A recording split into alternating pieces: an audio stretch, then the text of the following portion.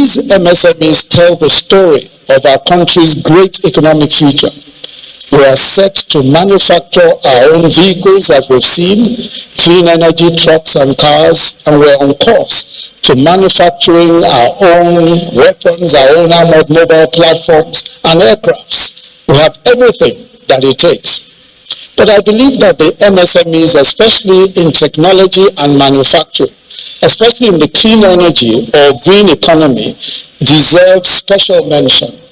I'm convinced that this sector will be crucial in global industrial development in the coming years and will leapfrog Nigeria to economic prosperity. This evening, we've seen outstanding innovators from that sector.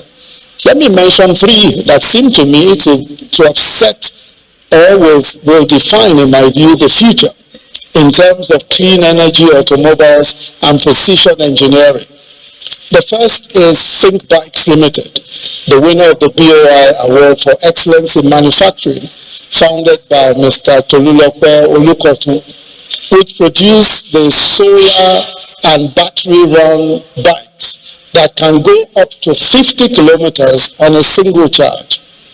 And this is the building block for a true industrial revolution in Nigeria.